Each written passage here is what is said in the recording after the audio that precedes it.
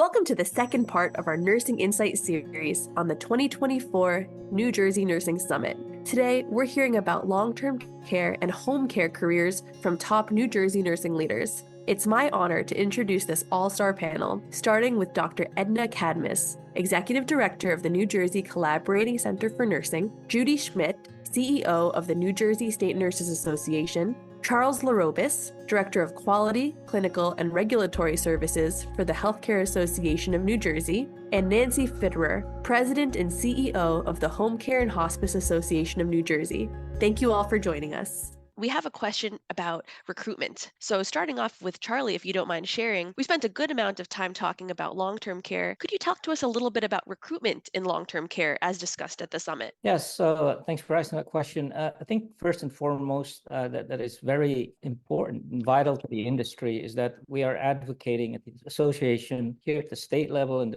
the national level to get increased funding for providers, right? And let me explain why. So without the increase in funding, available to providers, right, it's very difficult to operate because nursing homes and like assisted livings, private providers, they are dependent on fixed reimbursement rates, particularly Medicaid. They cannot just arbitrarily raise their rates every year to compete. So with that increased funding, we're advocating for is to be utilized to increase wages, create incentives, new incentives to attract workforce and to develop that workforce because it is a competition. It's fierce competition. And we need that funding to do that. So recruitment.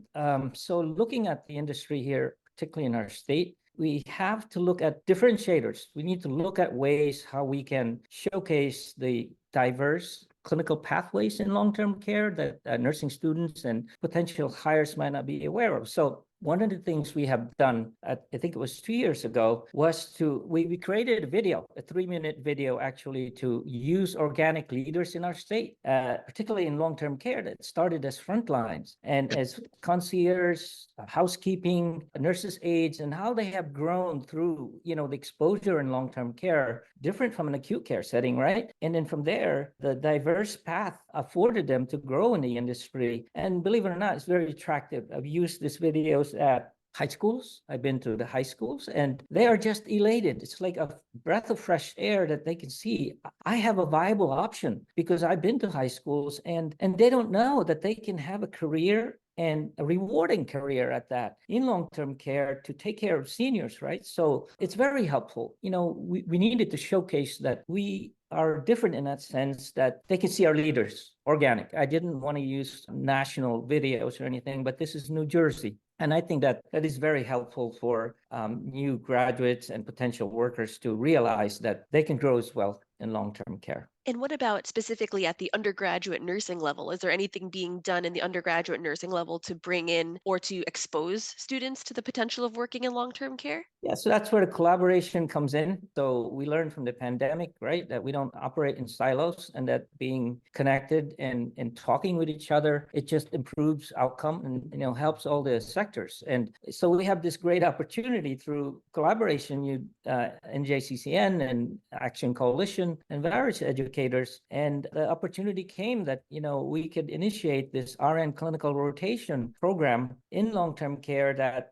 is not really, at least I see, it's not in a regular pattern, unlike the LPN program. And considering that there's going to be a significant decrease in RN supply, in the state, let alone in the nation, it's very important for us because particularly in long-term care, the outcome of the residents is directly dependent upon the presence of an RN. So this RN clinical rotation hopefully will get traction. We have about 45 facilities now and more to sign up. And New Jersey Action Coalition, Dr. Nina has been very, very helpful in creating that website. And hopefully, we can get more educators to consider having this kind of pathway for them to come so we can showcase that particular element of the continuum of care as well. You had mentioned 45 facilities. Do we know how many or roughly how many of the nursing schools are starting to participate? So we will try to determine that. I was talking with Nina about that. I know that we established that list in December, and it will take time because I understand understand that educators need to prepare for their rotation and adjust, right? But we have 357 nursing facilities available. So we just completed our conference this week, as a matter of fact, yesterday. And I had that panel, including Rutgers University professor and all of this, to get some information, both sides, right? We had owners of the nursing homes and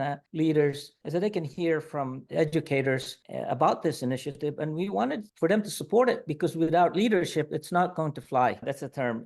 Without leadership, it's very difficult, because they need to embrace that, and they need to provide that culture of leadership so that this will trickle down to operators in different facilities. But we're very excited, and hopefully we can get more traction on this. And Nancy, would you be able to talk a little bit about recruitment in home care and hospice settings? Sure. I echo everything that Charlie said about reimbursement rates. So, same in home care. Many of our folks are taken care of by Medicaid funds. And so, one of the things that the association spends a lot of time doing is advocating to the governor's office and legislature about workforce issues, nurses, of course, and our home health aides as well. But, a different setting where as costs rise, you can just charge your customer more. That's not something you can do in healthcare and in home care. So, we have always been trying to advocate for more money. Home care is a little bit different than any other type of care, because it really is just a nurse and a patient. And I do think that somewhere along the line, we were kind of talking about, expectations of what nurses think when they're in nursing school. And I really believe they think they're going to go, they have to go into a hospital, they have to do med surg.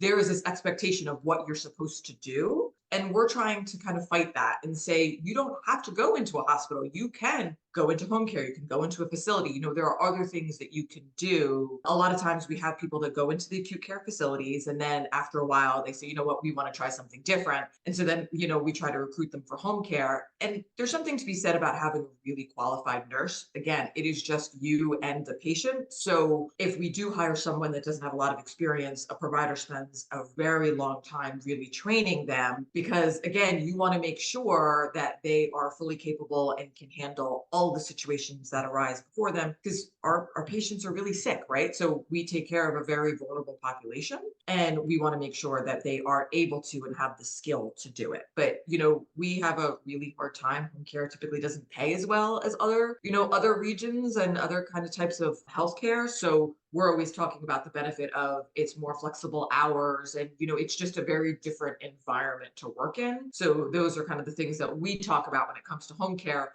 And people love that, and they say, well, we really like that, but if you could pay us more and have that environment, well, then that's the best of both worlds. So kind of goes back to we're trying to pay you more, but in the meantime, these are all the benefits of being a home care nurse. We are in the process of getting our podcast with our home health nurse on the Yes. air. And one of the things that really was talked about quite extensively was the beauty of being able to have connection, because you're not one nurse with several patients. You have this relationship that you get to build with your clients over years, sometimes in some cases. And that's just something that I feel like in some ways is even an antidote to some of the isolation that you might have felt as a nurse, that I might have felt as a nurse, throughout the difficulties of the pandemic. It really allows you to get back to that one-on-one connection and being there, versus all of Yes. the stressors that come with the very hectic facility environment. Not that home care nurses are not doing their own level of, their own amount of care, but there's something really about that human connection that many of us, when we open our, hearts to the nursing profession, are seeking out in many ways. And I think that's the reason that we actually have our nurses stay, even though they're not getting paid as much, because for our kids under the private duty nursing benefit, they may come home from the hospital when they're born with a disability that would need nursing. And, many times that disability doesn't go away. And you have a nurse that follows you throughout your life. And I've had many nurses, spend years with families, and they become part of their family, right? But it's not only that, like, they want to make more money and they want to do something else, but at the same time, they can't bear leaving this family because they become so close to them. So in that point, it's really good for the nurse, and then it's really good for the family, because it's consistency. Because, these children, they want to see the same person, or the same group of people. So in that sense, the connectivity has really helped us. In terms of what energizes like new graduates or nursing students, right? One would think that, yes, the financial incentives are very important important, and we need to compete at our level in some way or form. But it's so comforting to know that the new graduates or new generation nurses are really looking towards impact to society and how they can be helpful and being able to utilize that to do good. And it's not just the almighty dollar that does that, because a lot of nursing home operators have that kind of stigma, but that's not the case, right? If you speak with students and you talk to educators, that they have that passion, and not maybe all of them would want to go in the senior industry, but it's comforting to know that if we just show the types of environment that we have here and that they are motivated and that some of them will have that kind of calling, but it's not just the financial incentives, though it's important. Students are very much interested in career satisfaction, fulfillment, and impact to society, especially to our seniors. Yeah, and it seems like a great percentage of our patient population is in that senior demographic. And so there's a great need. There's a great ability to have that impact, as a nurse in the senior care. I also am curious if you would have any thoughts on the kind of crossover of the two topics, Nancy, because we're talking about the NPI numbers and then all of the work that nurses do in home care scenarios. Do you see that the implementation of NPI numbers for individual nurses would also be able to help, for example, with the reimbursement, being able to prove the type of work that's being done? 100%. Yeah, no, I love I would love to have our nurses have NPI numbers. And yeah, I think when you see the hard, raw data, and everyone knows that our population is sicker, like people are living longer, and a nurse could take care of really like a person that would really normally be in a hospital is now being taken care of at home. And it's up to the nurse to make sure that they are their lifeline. And I think if you are billing and you are able to show all of the things throughout the day, the continuity of care that you're giving them, I really think it'll be really helpful. And I also think it may actually be helpful in the recruitment aspect too, because I think a lot of people don't understand what home care is. And when you can show them, oh no, you're not, you're not putting a Band-Aid on, right? Like, you are taking care of complex wounds. There are so many things you're doing. I think it would be really helpful there. I know one of the things we're trying to work on is introducing to students, when they're still in school, this, home care. And, there's a 10-hour rotation they have to do in, community health, but that could be anything, right? That doesn't need to be home care. And even if they spend 10 hours in home care, it's not necessarily going to, like, after your 10 hours, depending upon the rotation that you're doing, you may not be like, wow, like, I can't believe I haven't thought of home care. So we're trying to work with our providers to really have a robust program, to work with a local, nursing school and have a robust program. It costs a lot of money and time and energy for the provider, but, have a nursing student really have a robust experience. So their 10 hours is really helping somebody, watching a nurse do what they do and not just kind of fill out paperwork. So we're really trying to say, you don't need to go into, you don't need to go directly into a facility. These are all of the benefits. It's not only that you're fulfilling, you are fulfilling your passion and you are making your own schedule and all of that, but, these are really sick individuals and you are taking care of them where they want to be in home. So it's more of a work in progress because it's not an easy thing to do. We don't have a lot of patients in one area, and, the nurse supervisors, again, home care is just different, but I think if we can bring to light home care much earlier in a nurse's kind of experience, it could only be helpful. We've had nurses say, it didn't even occur to us to go to home care. Like, we don't know anything about home care, so that's something the association has to work on. We need to make sure people understand what home care nursing is. Definitely, I'd like to add to the home care to support the continuum of this. It's so vital, right? From the long-term care industry standpoint, population health is it. A lot of these reimbursements are going to be geared towards that, so that hospitals will, provide timely treatments and a timely transition. Say for a senior to come to long-term care, we have to ensure that they have proper transition, safe transfer to home setting, and it's very important so that we minimize readmission rates, right? That's a huge part of our quality measure, that our seniors go to the necessary transitional care like home care to provide the best services that they have, the right communication, the right support, nursing visits, so that they don't end back up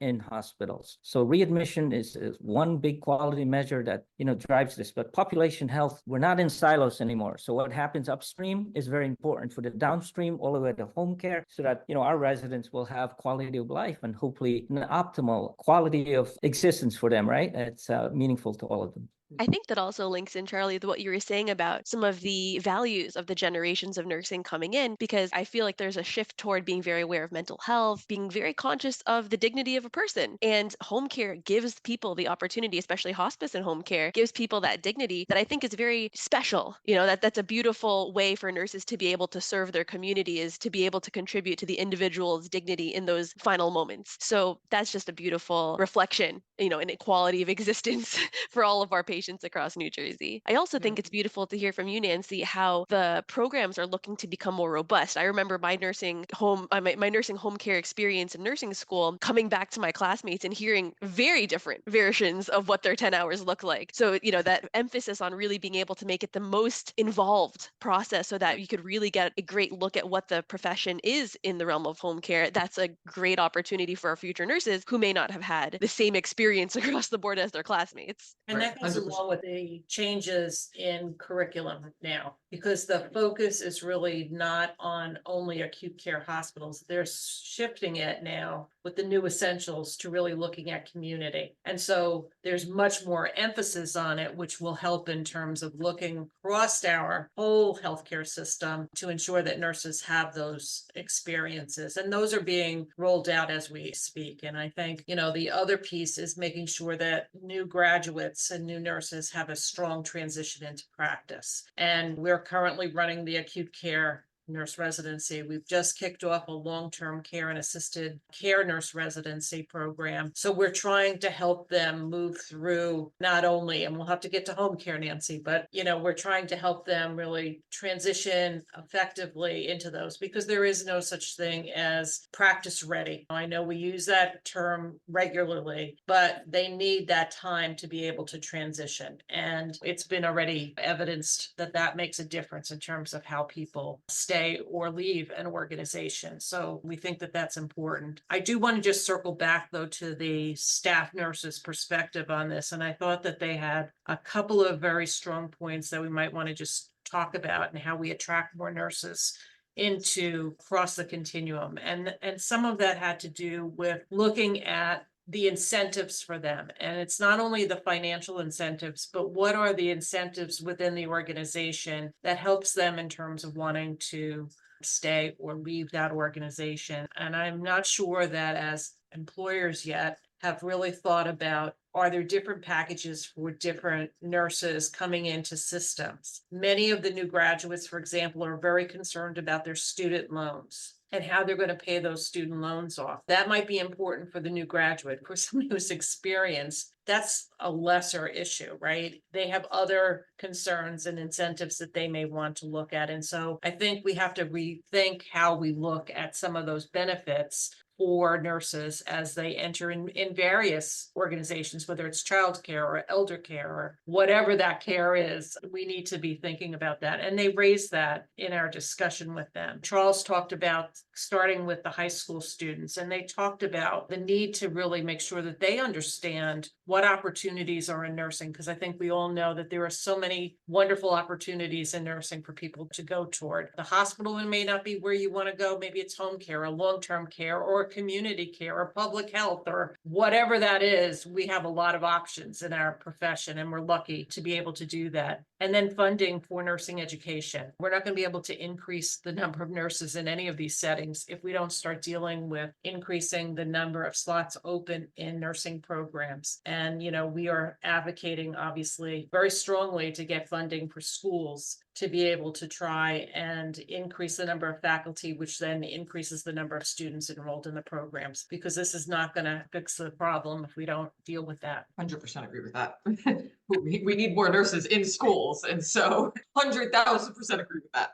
Yes, and even having more nurses in schools, more clinical opportunities for students once they get into school, like it's a full spectrum, and then more reasons to stay in the profession, whether it be reimbursement, flexibility, like across the board, our nurses really could use support, because it's a difficult world. It's a tough world out there, but I mean, it's also really heartening to know that, you four at the front lines of advocacy for our profession, within the state of New Jersey are fighting and, working to collect the data and make the insights available to us to really understand and what can be done to move forward. I just want to add the one piece related to the third item that nurses identified, and that was how we could better mentor new nurses in the work environment. And I think that one of the things we want to make sure that comes out of that is that there is a mentorship program beyond the original 1 year they're in practice, right? How do you really grow them? And I think that was Charles's point as well, is it doesn't stop there. It really has to be that we have mentorship, because many of our nurses are at that retirement age, right? So we've got a whole new generation of nurses providing care, and they need mentors. And I think we need to really be thinking about, how do we make that happen? How do we help them do their career paths? To think about, okay, this is where you are now. Where do you want to go next? Because that's what's going to retain nurses in organizations, having them engaged in committees or shared governance models, having their voices heard is important. And so I think, there's an opportunity for us. And it was one of the things that they identified as important to them, which was to really have a mechanism to mentor them as they're moving through their career. And succession planning for the other side of it, right? So as our nurses are aging and the folks that have been doing it a long time, we want them to be the mentors to our newer graduates. But also, there is something to be said about having a very robust plan. So when you have some of your nurses retired, we know who the new leaders are going to be. And so I think it will keep a nurse in, whether it's home care, long-term care, whatever it is, when they feel like there's career growth. And again, it's not just about money, it's about being fulfilled, it's about doing good. And if you know that you were mentored, or it wasn't a formal mentor program, but you had this nurse that you worked really closely with, and as she's risen through the ranks, you've kind of seen her or his progression, and you thought, well, I want to do something like that. And as you can continue to grow in your profession, you are way more likely to stay in the profession, because you are seeing value, and it may not be the same thing you were doing when you just got out of nursing school, but it helps the nurse want to stay, and it for sure helps the providers that need to fill all of these different roles. I mean, how many times have you been in a situation, whether it's healthcare or in any job, the boss leaves and no one else really knows what to do? So in healthcare, that can't really work, right? Like, you need to make sure that you have a really strong succession plan. So I think it helps management, and I also think it helps the nurse as well. I can definitely agree with that, because many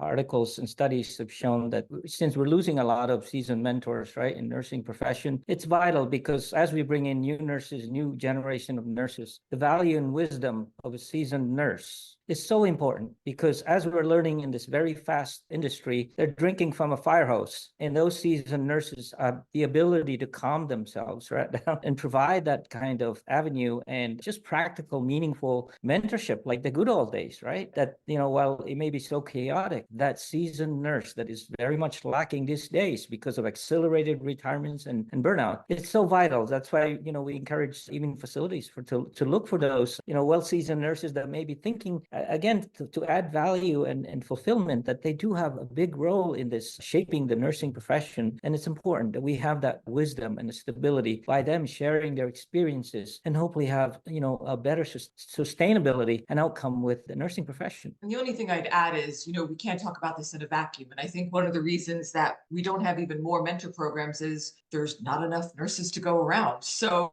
it's all wonderful. And I think everyone would agree to some extent or another that having a mentor and creating all these opportunities is important. But when we don't have enough nurses to fill our shifts, and it's like, yes, I'd love to do that. I'd love to mentor somebody new. I'd love to gain a new skill set, but I also know that there are all of these cases and there's not enough nurses to fill them. So, it kind of just goes back to, we need to replenish our nurses, and we need to make sure that we have enough nurses to take care of our population, because as our population increases, it continues to grow old. We won't have enough people to take care of them. And so all of these other things that we want to do, we won't even have the ability to do it, because again, I've talked to so many nurses who are like, we're just trying to keep our head above water. We're just trying to make it through every day. And, while we're trying to make things better for them, we have to recognize that we can't be adding all of these burdens without then trying to at least, continue to increase the workforce, which again was the whole point of this, right? Like, trying to figure out ways to have more nurses come into the profession.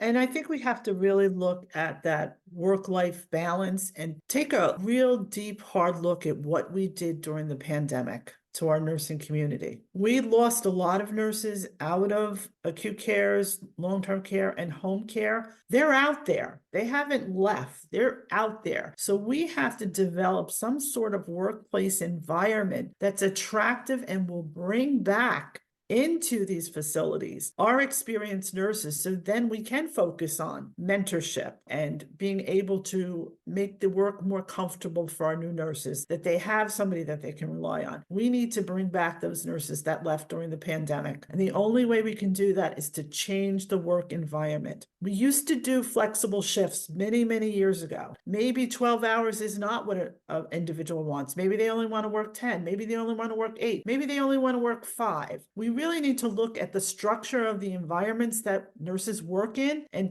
start to be a little bit more flexible so we can make that environment more attractive and bring nurses back. Well, I would agree with you that we want to bring them back. I want nurses that are innovators. We need to be more innovative in how we're actually using those nurses, because I do think that there are some organizations that are starting to go down that direction, right? I've seen it in organizations that use them as resource nurses, and they don't have to be on site. It can be electronic, right? We know that technology now is a little bit more innovative. So you could use them as a resource for the new graduate or for the new nurse or whatever. The same thing with mentoring. You don't have to be on site to mentor somebody. You need to be available to them, and there needs to be timeframes, but you don't need to be there. So I agree with you. We definitely need those folks to help us. There's a lot of things that have to be done in healthcare, and they are innovative enough to help us figure that out. Yeah, 100%.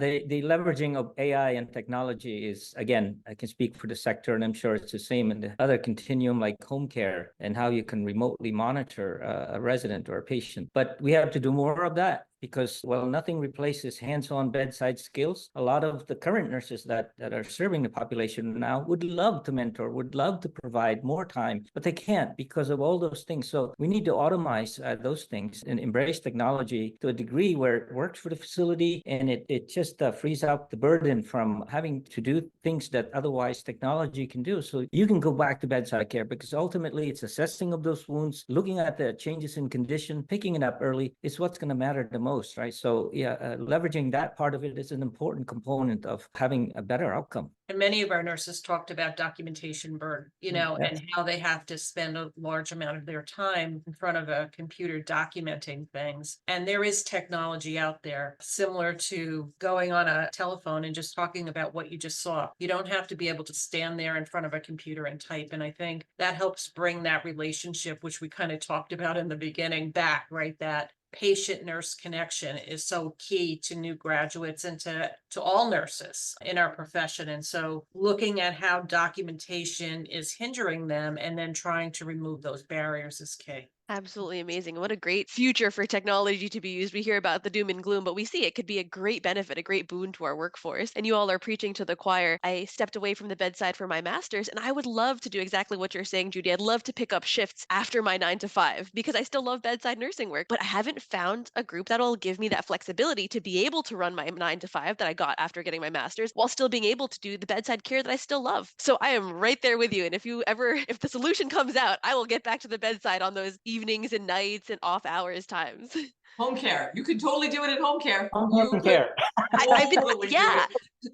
You could totally do it though. I mean, and I will say there are a lot of people, there are a lot of our nurses work in facility, work somewhere else. They pick up shifts at nights and weekends. So yeah, no, we'd love to have you. Yeah, I'm genuinely interested. I know many other nurses who are like me, early career nurses who have opportunities to go back to school, considering a PhD, considering this, I have a 9 to 5 job, who still love the bedside work, but haven't found the ability or haven't found the connection into, home care service or somewhere where I'd be able to both do my practice and do the other job that I've, come to love as well. So the nurses are here. We're out there. Well, you're right. We need to find a way. We need to innovate in this space for sure. And so I'm going to have the workplace balance though. And the work-life balance. What we want to make sure is that there's a work-life balance in your life. We don't want to overtax somebody So that, again, think about that as you're thinking about what you're going to do.